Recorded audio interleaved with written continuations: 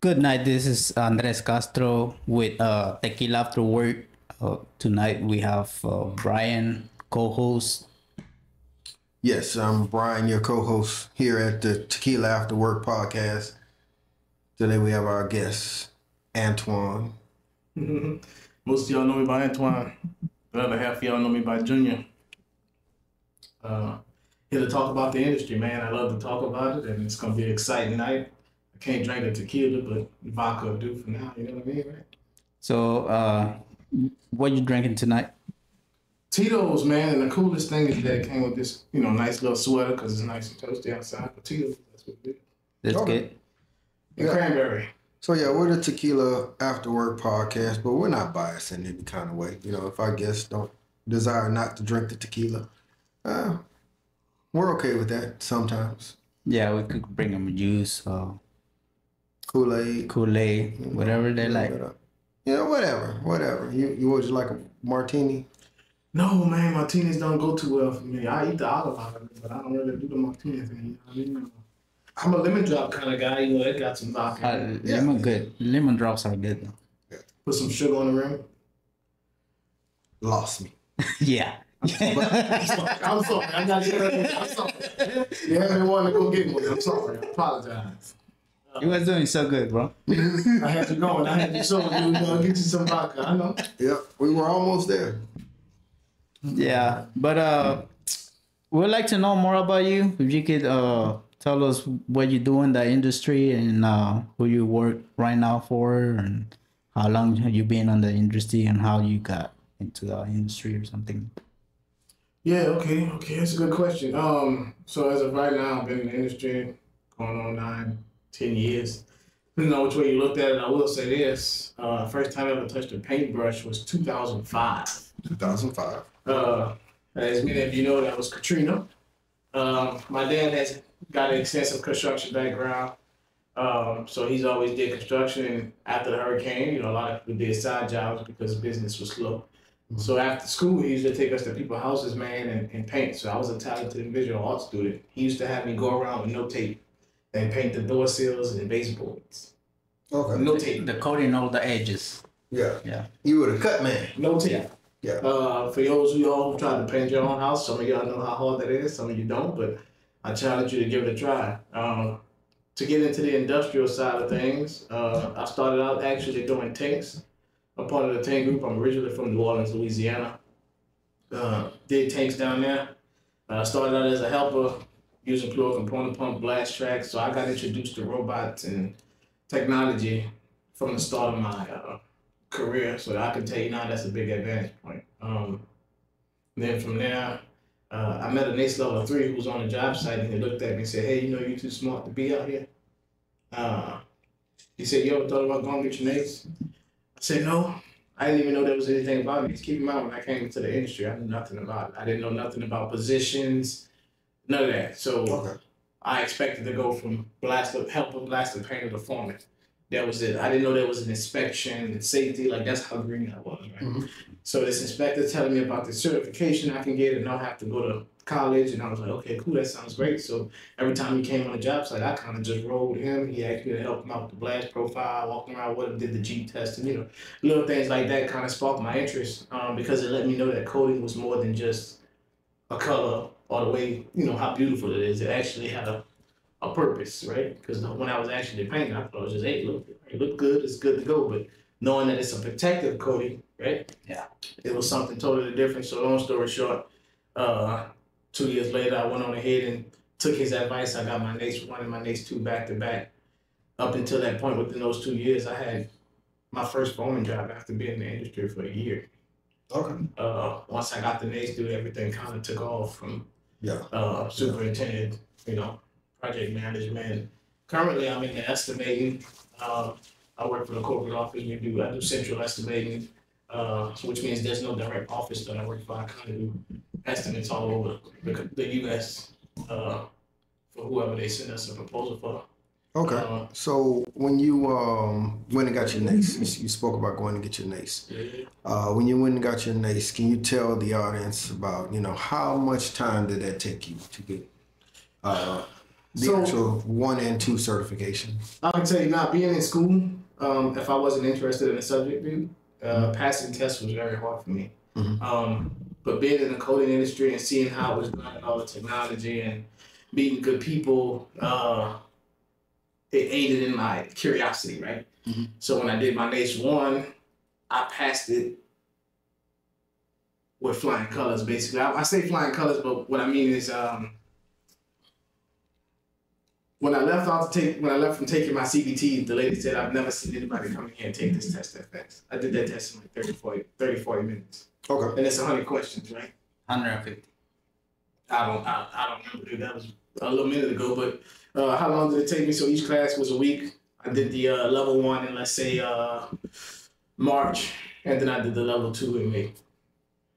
So literally right back to back. I hadn't even really known if I passed yet before I was signing up for my level 2, but that's how confident I was. So we'll say a 90-day span of educational classes, right? So you spent about 90 days on educational classes, and that added so much value to your workforce presence that you went from helper to foreman. Definitely, because one, being in the industry for only a year, till you have a lot of people who can read the book and recite it to you, but there's not many who can actually put the stuff that applied knowledge, basically. Applied knowledge, yep. So you have some guys, and this is the analogy I give anybody. If you say, hey, Junior, I want you to water this plant, and they got 2 plants next to it, you have some people who's one going to just water that first plant. You have the other option of somebody who's going to water, okay, well, he told me to water this one. I see he's telling me to do it because of that, so let me go ahead and water these 2 too. If that makes sense, right? That's the type of person I am. You tell me once, I'm gonna say, okay, well, he's showing some of the same things. Let me go ahead and do these too. So that was it's kind of like my thought process with everything. I'm not the type to have to kind of be told once I have a clear understanding of something. I'm kind of good. That's the one thing that I can say about my passion for the industry. I grew an understanding for it, which allowed me to take my NACE 1 and NACE 2 with no problem. Right? Gotcha. I also helped several other people in my class pass, right? Some of the other people who kind of had a certain like pipeline or offshore, even just a project manager or a certified welding inspector looking to get into NACE, I kind of helped guide some of those with my hands-on experience. Dude, I was lucky to have real good hands-on experience when I first started.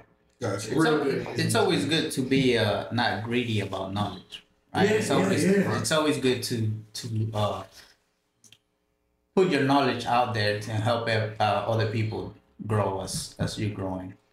I can tell you now though, that's a big problem I see. A lot of the older guys, when it comes to the new people trying to get into the industry, they don't really fight to help somebody, right? It's more like I'm gonna ask you, and if I see you kind of like, they don't want to put in the effort to really teach. In my mind, if in your heart you really want to help somebody, you'll try and go above and beyond, not risk your job, but to make sure that they understand, right? Many people give up easily. Main reason is because they don't like dealing with other personalities, right? Yep. And to me, that's a learning curve. If I see that this person acts a certain way or has a certain type of way of thinking, then I try and hop on the same level with them, right? Of understanding and help them understand me. I'm guessing that your management side that helps you to deal with different type of people, and try to understand them. Because even when you think about supervision, you have, and you all know it, we've all been around that one foreman who just wants to fire everybody. You send him a guy, you know for sure he's good. Hey man, I got a guy for you. Can you put him away? Yeah, I'll take him. He gets that guy. I don't know how to deal with him. And now next thing you know, you find out the guy was fired. And it's probably wasn't his fault. It's just a misunderstanding of personality. And I'm not gonna lie, Nate's taught me a lot about that. The ethics portion of it really encompasses different personalities because you have to learn. You're working with a lot of people with different minds, different, never know what somebody going through at home, and that's the biggest thing we preach, especially around the holidays, right? So you gotta watch how you talk to people. You gotta also understand that everybody don't have the same knowledge that you do, don't have the same understanding you do, and then we also have a language barrier. So I've worked with a lot of the Latino community, not so much any other community, but the Latino community. That was a big learning curve. Especially coming to Houston, right? My Spanish is decent, but you got some guys who say, when it's a language barrier, they feel like the other person's not listening. No, it's understanding, dude. You have to be able to take the time out and teach them, because if you don't, then who will? Then what happens to the industry? Right. Are we gonna just limit it to one thing? No, we gotta try and help everybody and make sure everybody's doing well, because we all have to kind of keep this thing going at the end of the day. Because if not, then Everybody suffers. You know, the project suffers. You suffer because the job doesn't go fast as you want. Yeah. Well, we were talking at one point is that the worst inspector that you actually end up getting is the guy who comes on the job and he finds the issue, but he has no solutions, and he's not willing. He's like, that's not my job to tell you what the solution is. I just need you to fix it. You should know how to fix it, right? But then we also spoke that the best inspector is, and I get it, you know, it's not your place to tell someone how to do their job, right? Correct. But at the same time, there is, hey, you're not really getting that, you're really not reaching that area. That area is hard to reach while you're blasting, right? Have you guys ever tried a 90-degree nozzle, or have you ever tried a banana, you know, 45. right? Have you ever tried a 45? Have you ever tried a banana nozzle? You know what I mean? And so there's things like that. As an inspector, you don't have to tell them how to do the job, but it's also if you know how to get from A to B, because if I'm on a project as a NACE level 3, if I'm on a project and I'm representing the end user, right? My interest should be also getting the end user the quality product to them at the fastest possibly, right? Because that's who's actually paying for me to be there, right? So opposed to me saying, oh no, they're not doing it right, and then now I'm logging another day and another day because they're not doing it right, but I know how to get it done. That's $600 plus a day. Right. So opposed to me fattening my check, you know what I mean? I should be willing to say, hey, have you guys ever tried this? I'm not telling you how to do your job or whatever, right? But the last project that I was on, I saw that they were having trouble with this, and then the guy brought out this nozzle, and man, he knocked it out real fast. You know, is that acceptable? You know what I mean? Because I find that you get a lot of inspectors that they'll come out on the job and then they're like, well, you're having this issue. I just need to see it corrected when I come back tomorrow. Right. And, most of the inspectors that I have deal in my career, they pretty good. I have a couple of them that actually teach you how to do an inspection. Right. Because not every inspector do, let's say, check for salts, right? In a lot of places they don't check for salts. Correct. So let's say if you don't know how to do it, I mean, the inspector is gonna tell you, well, you should do it. You should know how to do it because you're an inspector. Correct. Like, you don't do all those tests every single day, and if you do them, it takes 2-3 years to do another one maybe. And the salt test is just for an example, but there is other test that you don't do in a daily basis. You probably forgot the process. And I have one inspector that tell me, like, okay, I'm gonna show you how to do it, but you're gonna do it. I'm gonna tell you how to do it. Right. I'm gonna show you, so that way the next time I come, you already know. I mean that's appreciated. You know, you appreciate those moments, those type of person. Right. You always appreciate that inspector that sets the precedent of what they're actually looking for. Right. Don't change it up every day you show up. So one thing I learned, and the one thing I've had the luxury of doing, you asked me about my experience, I've had the luxury of working for the applicator, right? Well, of course, the general contractor, the client, and the engineering party, right? Correct. So that has allowed me to see it from all sides, especially when it comes to cost. I've done the cost engineering for a mechanical contract. I've done project control. So seeing all that brought everything full circle when it comes to what you guys are talking about. Problem solving is key, right? But of course, there's a gray area. You don't ever want to put yourself in a situation where they say he says. So that's why you say, like you say, I'm not telling you how to do the job. I'm telling you about a previous experience that I had that you guys may want to look into. I can give you an example. I'm glad that you brought up the 45. I was working for an applicator down in Freeport. They was doing some structural beams, and every night the QA was failing, not failing, but writing a non-conformance for all the material not being removed. And the number one argument was that we can't reach it, we can't hit it. And there was no solution. The solution was to just try and keep going and keep trying to hit it with a straight bore Venturi nozzle. Number 7s in a structural steel rack could be kind of challenging. Yeah. So the first suggestion that they tried was to reduce down to a number 3, and I said that won't change the angle of the blast. Change the pressure. That's just gonna change. Right. Yeah, your blast pattern. So I asked them. And also reduce the ricochet. I asked them about the 45. The biggest problem with that was that the lack of training. A lot of guys was afraid of it.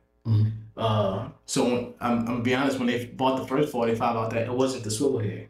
Okay. The guy turned the hose on and didn't know which end it was gonna come out of. I know that sounds crazy, but I didn't know that until they put it on a job. As soon as they put it out there, I had to make a safety decision at that point and say no.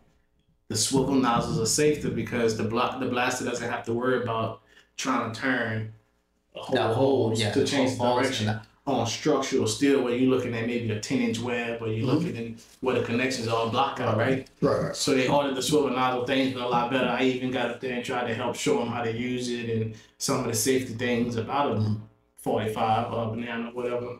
And the job went well. Things sped up quickly. Inspection started going great. Pleased the client safely, right? And that was the number one thing. The client was happy. We was able to put primer on it. Fireproof it the next day. Things was great. So speaking of training, I think that's another thing that we lack. And the reason why people kind of shy away from new innovations is the lack of training or the lack of user experience, especially when it comes to like blast tracks or plural component pumps, things like that. I can't tell you how many times I've been on the job with a plural component pump and not a single person knows how to use it besides the mechanic from the local office. Right. So most of the time, I'll say this is that a lot of times when those jobs go out, they're either renting the pump or they're the technician from the coating manufacturer. He'll come out and he knows what he's doing. You know what I mean? But the team that's out there, you'll run into some guys that don't actually know what they're doing. But that goes all the way back to say, let's just say the ASTMD qualifying for coding application, right? That there's no 45 use in that. No. Right? And even the spec itself, it doesn't go to say you're not qualifying the blaster, you're qualifying the painting process, right? So does that need to be looked into deeper to say, hey, you know, there needs to be more versatility on exactly what you're going to run into the field, right? Because I think AMP now has a program for blasters and for painters. For blasters and painters. Yeah. Okay. So then they have a separate one for blasters, and they have a separate training for become a certified blaster and certified painter.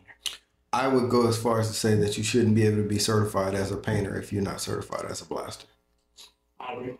Yeah, but it's like saying you can be certified as inspector if you're not certified, if you haven't painted or blast before. I agree with that. I agree with that too. They don't, right? Right. Well, right. You only need 6 months in the industry. It doesn't matter if you're just writing checks for the painters. Correct. Or whatever, you could go and get your NACE. So I'm glad you brought up that. And I think that should probably be limited to that course that they have that's coatings for non-inspectors. I think they have a course. Yeah. I think that should be limited to that. All right. So when you mention AMP, I mean, you have not just AMP, but you have other people, SSPC, you have your OQs, you have your NCCR.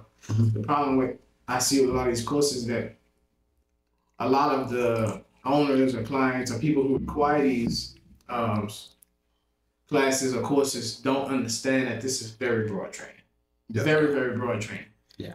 That blast, class is only going to show you on what a 6.5 cubic foot. It's not going to show you what an 8-ton pipe. It's not going to show you about the difference between pneumatic and electric. It's not going to get that detailed. It's not going to show you how to break it down. It's not going. It's a very, very broad thing, just so you understand. Mostly, in my mind, the safety and the end result of what you're trying to do, and the safest way to do it. For instance, when you go take your SCCR for paint, it's telling you, you gotta hold your gun straight, perpendicular to the substrate, approximately 12 to 18 inches off the substrate, or whatever the case may be. But it doesn't tell you in detail, oh, this is a pro component pump. You need to recirculate your material, heat it up to temp, clean it out, make sure you don't have no crystallization in there to clog up the lines, yada yada. It doesn't get that detail. So that's when the vendor, right, or the manufacturer of the material comes into place with on-site training, not bringing us to a classroom, not putting on a slideshow,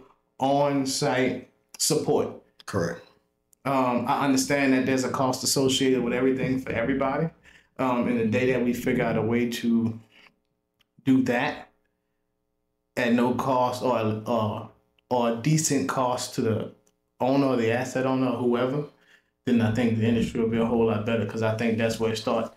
I think that honestly, in my experience, that the big boys, the big players, and I'll say Carboline, Axel Noble, Hempel, they'll come on site, because if the Nemic as well. To Nemic, I can't speak to Sherman Williams, but they'll come on. I've heard that they'll come on site as well.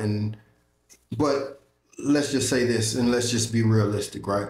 If you're painting a valve in a shop, one valve in the shop, you know what I mean? Yeah. That's not going to warrant them to come out. But we worked on a project where we were spraying SP288, 838, whatever, out of the plural component pump or whatever. And the guy came out, and not only did the guy come out, the plural component rep came out, because we purchased the pump and everything else, and they were like, hey, well, you do this, you do this, you do this, blah, blah, blah, blah. Certified my guys, walked us through the pump, you know what I mean, walked us through maintaining the pump, you know what I mean, even walked us through shelving it when we were done, you know what I mean. And that was probably like our first job years ago, but that was spray quit. Spray quit, yeah. But Spray Quip also partnered us with the guys from SBC, right? And they were really, really hands-on on that. But before we go into that, right, because not all of our viewers are in the actual coating industry, right? Mm-hmm. So we're kind of like high level, and we're talking about coating industry things that, and we're throwing out terms and numbers and everything that they have no idea about, right? So let's just back it back, and then let's give us some background on just you, and what does a day-to-day life look for you outside of coating? Day-to-day, I ain't gonna lie, dude, I don't think I really have a life outside of coating. Part of me moving from New Orleans to Houston was, I know that the presence and the networking and the conferences and the information in Houston is endless. Yeah. There's a conference almost every week. For example, next week is December 6th and 7th, there's NISTM, National Institute for Storage Tank Maintenance. I think I might have said that right. I apologize if I didn't, but they have a trade show next week. And usually a lot of these trade shows come with technical conferences, a networking out, technical meetings, the whole shebang. Yeah. And what's interesting is that I wanted to go to AMP conference my whole career, and come to find out next year it's in New Orleans. Well, we'll be there. Going to those conferences, man, is a real game changer. And I challenge anybody in the industry, no matter where you sit, whether you're a blaster painter, project manager, field engineer, cost control engineer, whatever, I strongly suggest you try and get involved, because this is where you see that new technology before it hits the field. Even if you're not in the industry, let's say you're a student and you're an engineering student, like you're looking for something to do. Or you just want to look around and see what the industry is about. That's when you go to those trade shows, conferences, and all the stuff. I think it's a good point. It's a good place to start. Even when vendors have them, like yesterday, Blast One had their tech day. I went. They have some new equipment, VertiDrive, robotics, Q-Layer. Seeing that, the first thing people want to say is maybe, oh, I don't trust it, I don't believe it. it's not going to work. Just imagine when it do. When Tesla first came out, everybody doubted them. Nobody ever thought we'd see the day of an electric car, right? Right. So going into them and seeing the Verta Drive and the Ultra UHP all-into-one system, a lot of new technology coming out. I just seen the other day there's a drone pressure washer. Well, they got a drone blaster. They have a drone inspection. Everything, right? So that's Tequila After Work podcast. Let's do it. I forgot what we were talking about before we went to a break. Oh, we were just talking about like industry stuff in general, and he was talking about like Blast One had all of their new stuff that they put on display at their facility grand opening and those things, and then we were trying to kind of like revert back to the fact that not all of our listeners know exactly what coding is, right? So I'll give Antoine an opportunity just to, break down, simplify what actually coding is and, what industry you are in, just simplify it for them so that they know. And then those young cats that are looking to get into it, or anyone who's actually looking to, maybe change career professions, or probably not looking to change, but hey, this would be good insight for you. Okay, simple terms of what the coding is paint. Many people know it as paint. You paint your walls in your house, most likely just to make them look good. In the coding industry, we paint things to protect them from the environment. That's kind of like the simplest thing. He told me to keep it simple, so I apologize, and I'm trying. I mean, do it the way that you want to do it, bro. We are not here to censor. So, protective coating is another way of putting it out, and I try and explain to people. When you walk out the door and it's cold outside, you put a coat on. Right? Yes. You don't paint your fingernails. You put a coat on to protect you from the environment. So that's kind of what we do, and it's something we take pride in. Sometimes the industry requires us to use certain colors for safety reasons or identification reasons, whatever the case may be. But the ultimate goal for coating is to protect it and extend the life of the asset. Also to reduce, I guess you could call it maintenance, but not really maintenance, reduce the rate of corrosion. Rate of corrosion. That's it. That's so one of the things that I like to say is that everything that is man-made, right? When we say man-made, man pulled it from the earth and then he formed something out of it, right? Yep. Everything that man makes tries to return itself to the earth, right? Yeah, you read the book. Yeah. That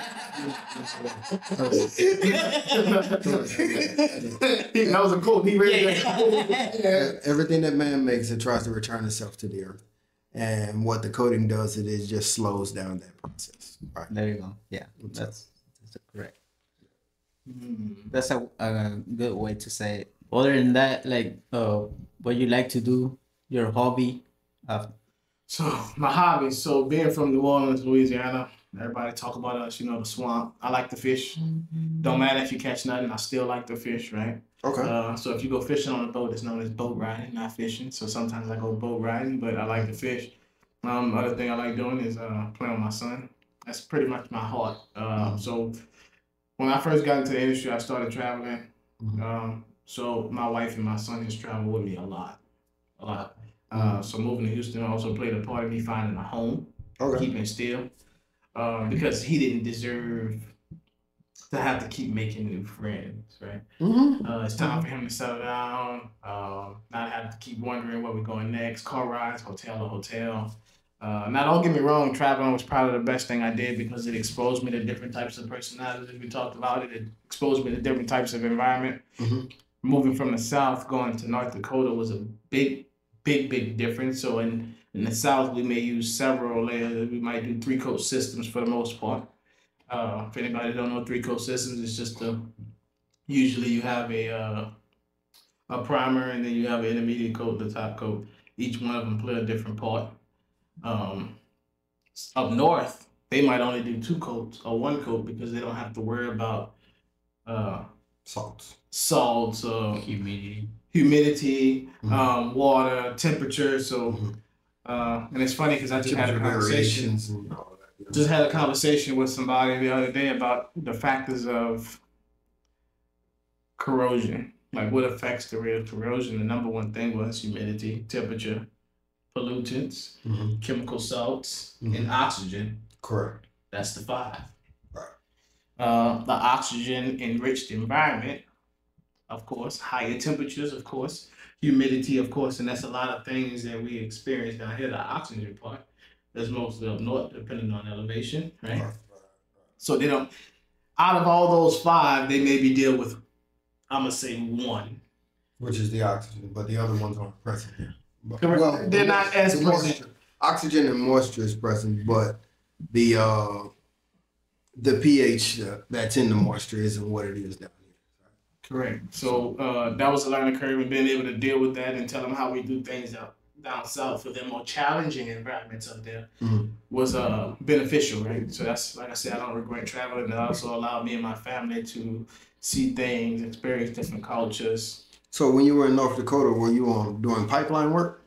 No, I was not. I was actually, that was my first time working at an energy plant. It was a coal plant. Okay. Coal energy. Wow. Very dirty. Right. So very so they did have the chemical salts there. But they have it, but it's so one, they have a lot of salts because on the roads when it snow, especially during winter, that's a big concern with the 18-wheelers traveling with new steel. It's the salt that they pick up from the road. But down here we have the natural recirculation of salt. Right. Salt water gets sucked up into the air, then they come down the rain. That's not really a big problem. The main problem is during transportation from here to there, especially on the construction job site during winter. They have salts on the road and concentrated. Yes. Yeah. So you're getting actually salt thrown on it. Yeah, especially because on the roads they put salt. And then if it's snow, they melt down on top of salt. Now it's kind of soluble. Into the, you know what I mean? You get what I'm saying, but I apologize for getting too technical. No. We're following you, and we appreciate that. Even the materials are different. A lot, like I said, up there we use a lot of zincs, epoxy, urethanes. Up there they use a lot of high build stuff because in the coal plant they do a lot of maybe Belzone. That was big up there. Belzone. First time I ever seen it. They used that everywhere I looked at that plant. It was all Belzone. I have a view on Belzone, but man, not that we're gonna Belzone to me it's really good. It's a really good product. Yeah, it's expensive, but it's really. I believe, and 100%, I believe that it's a very good product. It is expensive, but it's worth the money that you spend for it, right? But I think that sometimes it gets overused when they don't want to replace the asset. Correct, and that's what I see. I'm glad you said that. That's what I was getting at up there. That's kind of what they was doing when they had deterioration of metal. But that's what Belzone advertised, right? It's they have a metal filler. They have they basically said you can weld it on. That's kind of how.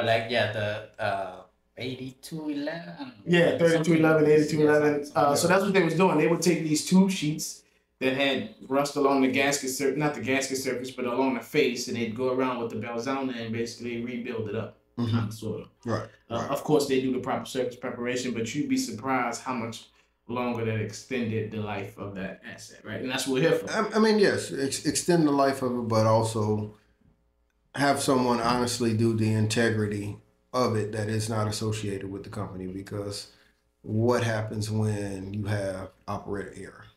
I'm glad you said that, so I don't want nobody to think that they was doing that. They did have a integrity inspector on site, and anytime we blasted something, somebody came out to look at the pits to see how much steel was lost and do the UT test and all that. So they did do that part, and they had a threshold which was allowed based on engineering standards.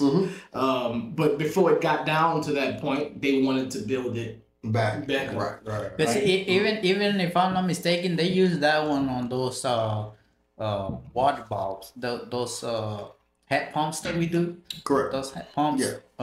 There's a lot of companies that they use Belzone to cover all the petting because it's way too expensive to go and make another one. Correct. They just fix all the petting, and if they have to remachine it, they could remachine that goes on. product. So Right. A lot of times the stuff that we paint is in service. The money they lose by shutting down a unit. yeah, that too. Is the key factor why people decide to maintain But instead of replace. Don't get me wrong. Our job is to extend the life of the asset, right? And I'm all for extending the life To the best of our the ability. asset. Right. Yep. But at the same time, when you're extending the life of the asset, someone has to be there that's not tied to anyone to say. But This But is an unbiased decision. yeah, that's what they.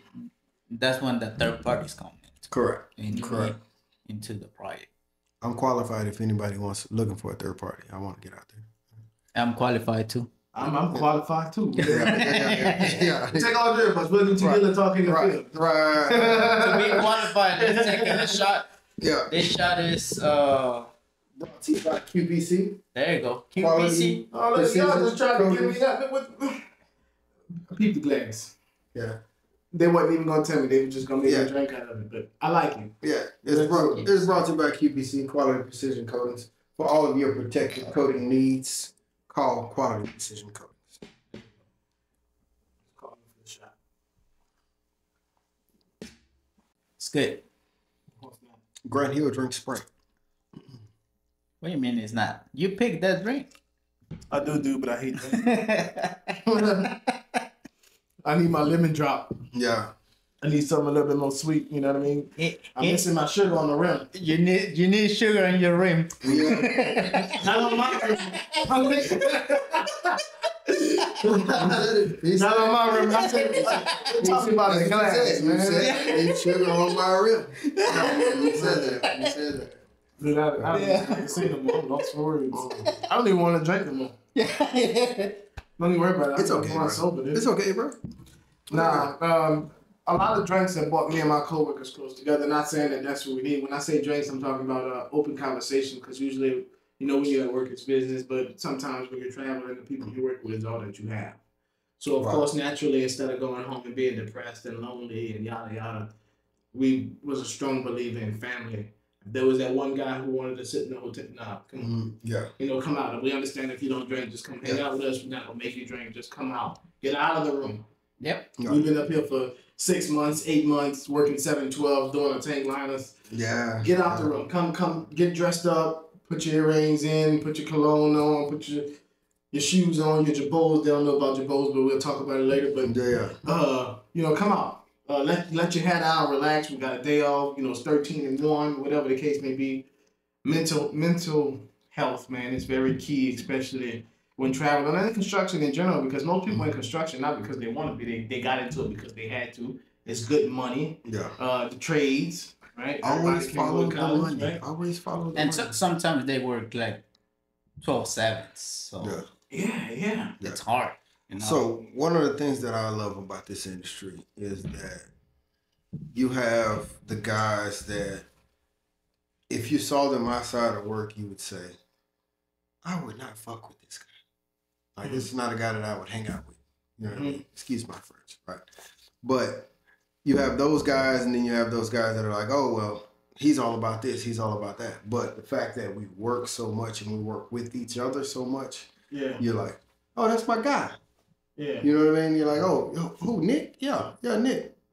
Yeah, that's my guy. We went Nick went with you? Is Nick a real person? No, Nick's not. Okay, Nick's not a real person, y'all. I just want to if your name Nick and you thought he cool with you, he not. He not talking about you. He ain't talking about you. I don't fuck with you, Nick. I was just trying to clarify. I'm not trying to be messy. I'm just trying to, make sure everybody understands where he's going with this. But no, yeah. Like you'll run across those guys that you'd be like, in the regular space, this wouldn't be my friend, right? Mm-hmm. But because of our industry and the way that we're around each other so much, and you know what I mean, we have so much that in common with work, you know what I mean, and we can kick back knowledge back and forth with each other, right?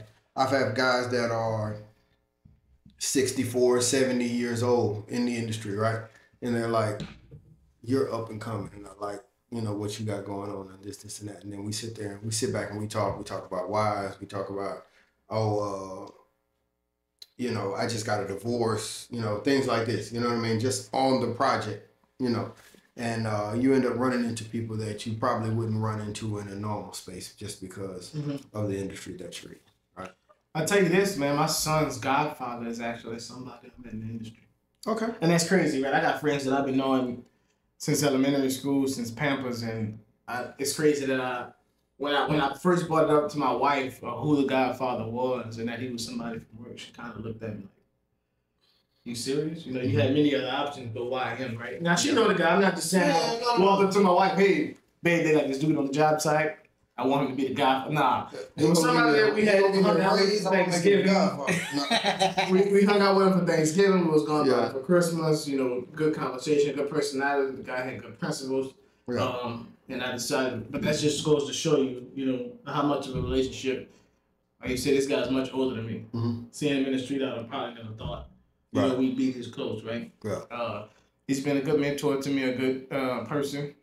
No issues. I can tell the story about me and Andreas, right? Yeah, talk. Personality-wise, I was like, fuck him. And he was like, fuck me. But industry-wise, we had so much respect for each other, right? Just because, you know what I mean? He knew what he was talking about. I knew what I was talking about. And when it came down to the business portion, you know what I mean? And that's why every time that I ended up on another project, I was like, "Hey, Andreas, look, this is what I'm doing right now." You know what I mean?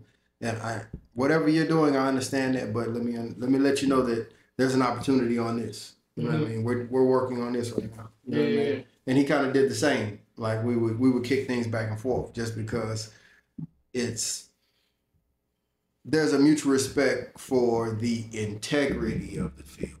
You know what I mean? Because we both took what we were doing serious.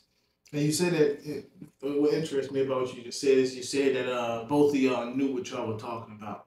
And I just want to clarify because I know what you mean and I know this isn't what you meant. Right? To be able to talk about the industry and have a conversation with somebody also requires some humbleness to understand when you may be wrong. Correct. Right? Yep. But to be able to have that conversation in the first place means a lot. And I'm assuming that's where you was kind of going because I just don't want nobody, like you said earlier, some inspectors think they know everything and it's the book. Yeah, no. We also talk about applied knowledge, being able to converse with somebody and come to a different understanding based on the knowledge that you have and understanding sometimes the knowledge that you have could be changed. People think things update all the time. What you thought about something might not be the same anymore, especially with all this new stuff coming out. But to be able to understand the industry well enough, which we all do, to be able to talk about it and converse about it and see where it's going is a unique thing. And many people can't do that. So I'm able to say, this is what I expect to happen, right? Yeah. And I'm able to accept him saying, no, that can't happen because of this. Right. That's what I mean by that humble. And when he says it, I can revert back and say, yeah, the book does say that. Yeah. You know what I mean? And I say, no, but I want it this way. You know what I mean? Or, but no, this has to go this way, right? But you want to hear him out. You're not going to just completely just shut him out. No. And that's the thing that sometimes in the field, you have some foremen or some supervision project managers who feel that way.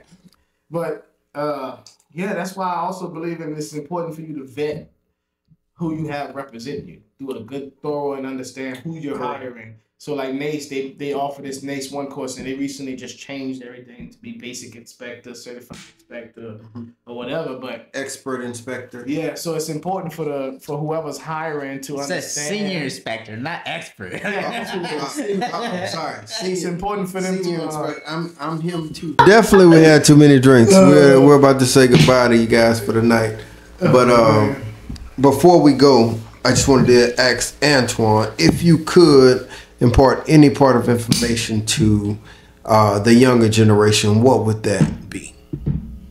Many people don't like this, but I still don't believe that college ain't for everybody.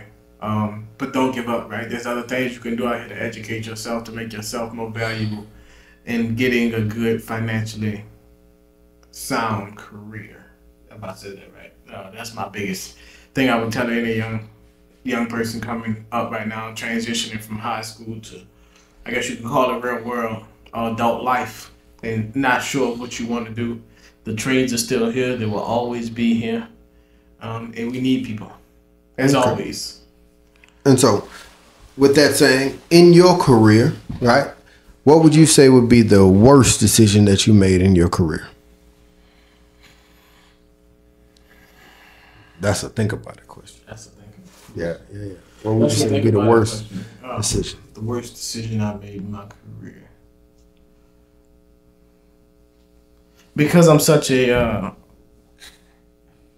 open-minded, outspoken person, I often get in trouble for my thoughts. So I guess you could say if there was anything, I guess you could say I'm still working on that, knowing how to navigate around a certain personalities, a certain rooms. Okay. So I guess you would say that would be your greatest flaw in your career. Yeah. Okay. Cool beans. And what would be let's say your best moment on the whole years on your career? What will be your best decision that you have done? Best decision for me, that's the easy one, moving to Houston. Moving to Houston has broadened my horizon, exposed me to things that I didn't even know existed, such as the different conferences and information that's out there. Mm-hmm. Houston is very, very passionate about the oil and gas industry. Very, very. Okay. Just for a disclaimer, we don't need no more people in Houston. We're already packed. Don't move back to Houston. I'm the last one. We're packed. Correct. We're taxes are high enough. 150% packed. Mm-hmm. It's overwhelming. No, don't move to Houston. I can tell Go you to Austin, Dallas, any other place. We've already added 20 minutes in traffic, so we don't need y'all. My main move for Houston was because I want to be a voice. I like to have a voice. Being in Houston allows me to do so, and getting that exposure and being out there. That's my ultimate goal. When people ask me what's my ultimate goal to be in the industry, I want to be the voice. I want to have a voice, be a voice, be a influence in the industry towards the right thing. Like I said before, I'm all about educating and influencing and training my peers. You know, I want them to come up with me. I want them to feel like they're a part of it, not just a worker. I want them to actually feel like they have a voice as well. Not just me, but if it takes me to start it off and be the one to step out there and do things that people didn't think was possible, of course I'll do it, right? I'll be the first one, no problem. Gotcha. All right, here's a question, right? If you're on a plane and it's going down, right? I'm not on the plane. Who'd you push the first? What's your last station? What is? We're gonna hold hands and we jumping together. If you're on a plane and it's going down, what's your last statement to the world? Tell my son I love him. Beautiful. And my wife, baby, I love you. There was a quick question. I didn't know how to answer that, but I promise you, let my family know I love him, love them. Being in this industry, oftentimes than not, I do feel like I give more of my time to my industry than I do to my personal life, and it's just passion, right? Okay. Of course, somebody would say, well, shouldn't you be passionate about your family as well? And in my mind, it's kind of hard to explain. It's one of those things you just can't explain. Gotcha. So yeah, I'm very passionate about what I do, and I do get in trouble for it. Okay. So give your full name and where the people can find you. Antoine Prater III. Everybody call me Junior. You can find me on LinkedIn. Antoine Prader. I'm very, very active on my LinkedIn.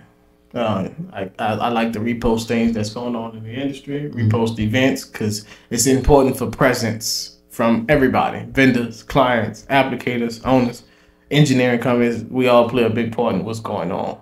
Okay. All right. Well, this has been the Tequila After Work podcast. Antoine, we just want to thank you for coming out and showing your support and actually being a great guest. Yeah, we appreciate it. And please follow up LinkedIn for quality precision coatings as well. We are active. We try to be as active as possible. Not Antoine, but we're there. And myself, you can find me as Andres Castro as well on LinkedIn. Yeah, so you can find me, Brian Jordan of Quality Precision Coatings. You can find me on MySpace. I'll be on MySpace. I'll probably be the only person on there, but I'll be there on MySpace, right? Just look me up. It's going to be Brian Jordan, Right. This was Tequila After Work, and have a good night.